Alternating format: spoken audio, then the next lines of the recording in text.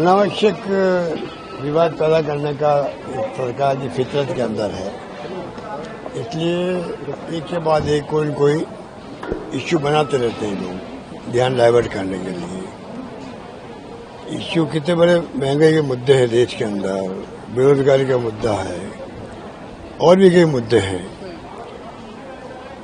जो stake holder होते हैं उनको विश्वास में लेते नहीं है, उनको बगैर विश्वास में लेकर के ये लोग फैसले करते हैं। इसलिए वो किसान आंदोलन हुआ, करीब 600-700 लोग मारे गए उसके अंदर ही। बाद में उनको तीन काले कानून वापस लेने पड़े। नौबत आती क्यों है? तो बिना जो संबंधित लोगों के पक्ष है उनको विश्वास में लाना डेमोक्रेसी में आवश्यक होता है, जो ये करते नहीं है, कोई विवाद पैदा करते जाते हैं। अब ये देखें, अब बिल पास किया, अब आज बहस हुई है, देखते जाते। बिल लोकसभा में पास हो गया, अब राज्यसभा के लिए चर्चा हो रही है, किस तरह से देखते हैं? पूरा हंगामा मचा हुआ है। नहीं, जिस तरह से वक्फ में अमेंडमेंट लाया गया है और वक्फ और उस अमेंडमेंट से पूरे देश को ये लग रहा है, हम लोगों को ये लग रहा है, सारे लोग इस पे जिस तरह से ड्राफ्ट बिल जब आया था 2024 में पेश किया गया था और जॉइंट पार्लियामेंट्री कमेटी बनी थी और उसी समय इस पे बहुत बैठकें और बहुत डिबेट और डिस्कस हो चुकी है और सबने इसका विरोध किया था कि जो अमेंडमेंट लाया जा रहा है वक्फ एक्ट 1995 में वो गलत है। इससे वक्फ की जो संपत्तियां हैं उसका बहुत ज्यादा नुकसान होगा और वक्फ करने वालों का जो मकसद था वो मकसद पूरा नहीं होगा। तो ये जो अमेंडमेंट बिल है ये गलत है और इससे वक्फ की मिल्कियत और संपत्तियों का भारी नुकसान होगा। इससे अमित शाह ने कहा कि कुछ माइनॉरिटीज के लोग कह रहे हैं कि हम ये कानून को मानेंगे नहीं।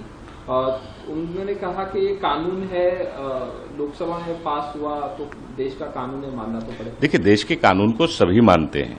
सवाल है कि क्या भारतीय जनता पार्टी की, मोदी जी की सरकार देश के संविधान को मानने को तैयार है? अगर मानने को तैयार होती तो संविधान में अनुच्छेद जो 24 और 25 का जो पूरी तरह से देश के लोगों को अधिकार दिया गया है, इस तरह की बिल लाकर उसका उल्लंघन नहीं करती। कहीं ना कहीं वक्फ एक ऐसी मिल्कियत है, एक ऐसी संपत्ति है जो गरीबों के लिए, बेवाओं के लिए, यतीमों के लिए, उनके उत्थान के लिए लोगों ने अल्लाह के नाम पर वक्फ की है और उस प्रॉपर्टी की, उस जायदाद की सुरक्षा करना सरकार की जिम्मेदारी है और ये कानूनी जिम्मेदारी, संवैधानिक जिम्मेदारी सरकार की है कि उसकी वो सुरक्षा करे। यहाँ सुरक्षा के नाम पर जिस तरह से बदलाव किया गया है, राजनीतिक हस्तक्षेप बढ़ाया गया है, जिला अधिकारियों के अख्तियार के हाथ में अख्तियार दिया गया है कि वक्फ की संपत्ति को वक्फ है या नहीं हो ये तय करने का अधिकार सीधे सीधे जिलाधिकारी को दे दिया गया है। मतलब सरकार और राजनीतिकों का हस्तक्षेप बढ़ा दिया गया है।